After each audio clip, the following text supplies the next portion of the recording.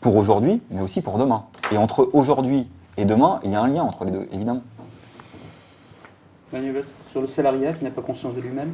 Ah, sans doute qu'il y a une absence de conscience par rapport à ce que le salarié à un moment a pu penser, encore qu'il faudrait voir les choses de près, mais où il était, où il y avait une conscience de classe parce qu'on était ouvrier, de père en fils, avec quand même la possibilité de progresser. Le fils d'ouvrier pouvait être instituteur, et ainsi, je ne vais pas reparler de ce qu'a été la République et une image d'Épinal, parce que les choses étaient beaucoup plus compliquées, avec une représentation politique, organisée dans des territoires, avec des forces politiques, sociales, syndicales, et une culture même, qui était sans doute un des éléments qui permettait une plus grande conscience de classe.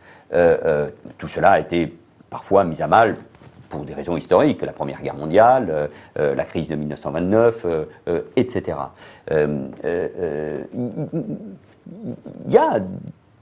Il y a aujourd'hui, par exemple, moi je crois... Ce que dit Olivier Besancenot, si j'ai bien compris, c'est qu'aujourd'hui vous êtes dans une culture de compromis, alors que le capitalisme, ou ceux qui le dirigent, n'ont jamais été aussi peu enclins au compromis. Est-ce que vous avez l'impression que le capitalisme est plus dur qu'il ne l'a jamais été, et qu'il y a moins...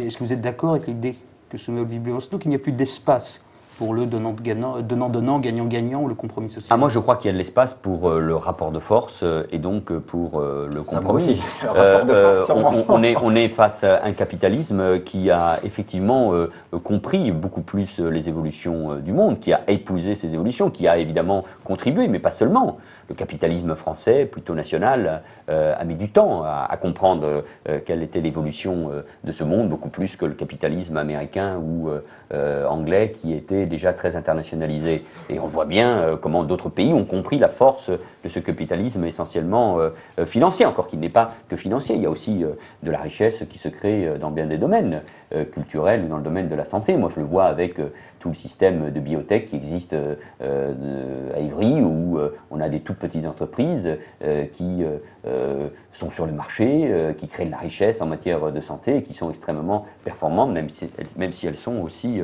très fragiles. Il y a une conscience de classe. Oui, il y a aussi un nouveau prolétariat. Un autre gros mot, alors participons-y. Moi, j'ai souvent évoqué cette thèse. Il y a un prolétariat qui existe et qui se façonne notamment dans les banlieues, pas seulement, mais dans les banlieues, qui est composé de Français en grande difficulté, de citoyens d'origine immigrée, Français eux-mêmes, et qui subissent la ségrégation, de jeunes immigrés ou de fils d'immigrés qui subissent la relégation, et donc qui forment ce que j'appelle, moi, un nouveau prolétariat, qu'il faut évidemment offrir une chance, une perspective.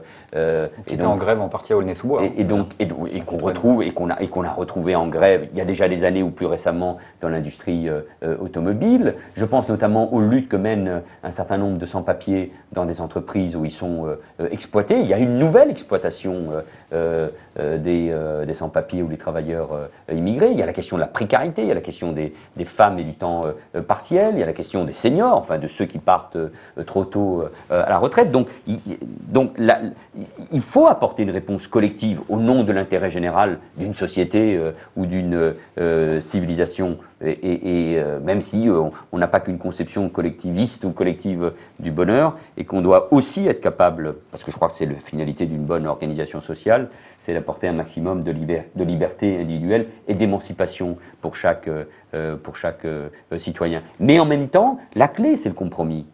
Le rapport de force politique ou social, il est évidemment indispensable, mais la clé reste le compromis, parce que, qu'on le veuille ou non, moi je constate, et on est sur un terrain plus politique, peut-être que je sors du thème là, mais je n'oublie pas que la gauche n'a jamais été aussi faible, pour revenir sur la France, à l'occasion du premier tour de l'élection présidentielle. Est-ce que c'est parce qu'on n'était pas assez à gauche, trop à droite, ou non, je crois pas, c'est parce que je crois qu'on n'était pas en phase avec les aspirations des Français, à la fois dans la finalité de ce qu'est une société, et puis aussi dans les réponses concrètes, parce qu'il y a un moment où les gens regardent le programme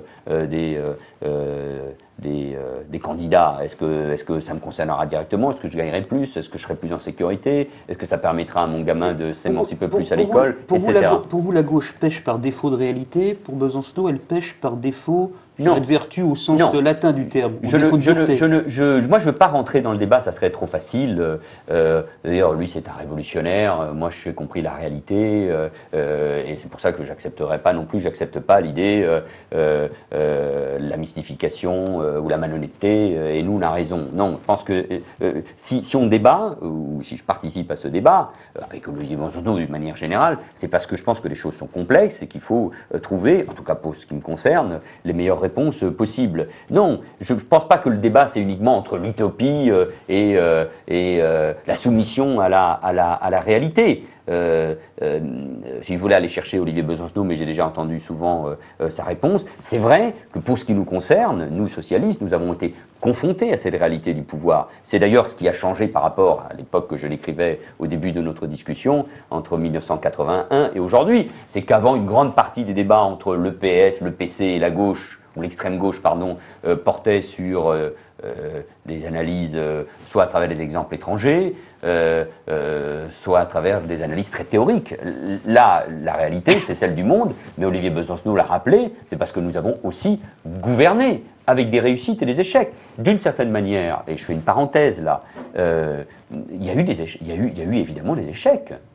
Sinon, nous n'aurions pas perdu les élections en 93, en 2002, pour prendre ces deux exemples, ou en 86, d'abord après la victoire de 1981. Il y a eu donc des échecs, en tout cas une incompréhension de la part des citoyens, puis des échecs sans doute par rapport aux attentes, mais il y a eu aussi beaucoup d'avancées. Et c'est quand même la gauche réformiste, alors peut-être soutenue par le mouvement social, dans des rapports de force, je veux bien l'admettre, mais c'est la gauche réformiste, et en tout cas au cours de ces 25 dernières années, qui à chaque fois a fait avancer également les choses. Les réformes de 80, qui correspondaient évidemment à l'attente de ce moment-là, la 5e semaine de congés payés, la retraite à 60 ans, une augmentation des salaires, plus, ça n'est jamais négligeable, les avancées sur le terrain social. Je pense notamment à l'abolition de la peine de mort. Mais ça a été vrai aussi sous le gouvernement de Michel Rocard.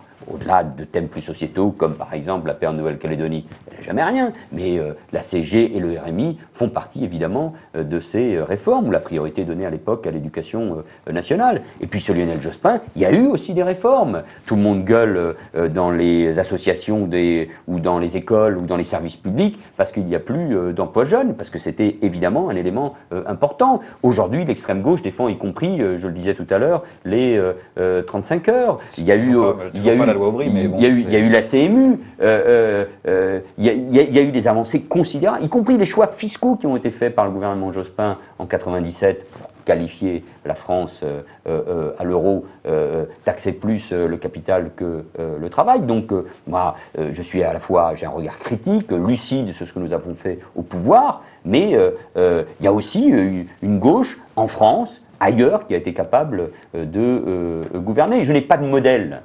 Je pense que nous avons des différences profondes avec Tony Blair, évidemment. Mais en même temps, je sais que Blair a gouverné pendant 10 ans, plus de 10 ans, son pays, 10 ans, qui avait été dévasté par la politique de Margaret Thatcher et de John Major. Et je considère qu'y compris, il y a eu sur un certain nombre de sujets une politique de gauche ou social-démocrate ou travailliste qui a été menée en Grande-Bretagne, même si ça n'a pas correspondu aux attentes d'une partie des salariés, même s'il y a des inégalités profondes, même si évidemment il y a surtout la guerre en Irak et il y a un sentiment de révolte qu'une partie de la société de gauche anglaise porte dans ses écrits ou dans ses films et qui a notamment une compromission avec le pognon qui me gêne profondément. Mais écoutez, regardez les avancées de la social-démocratie dans le nord de l'Europe. Donc on peut critiquer évidemment la gauche quand elle est au pouvoir. Enfin, c'est elle qui gouverne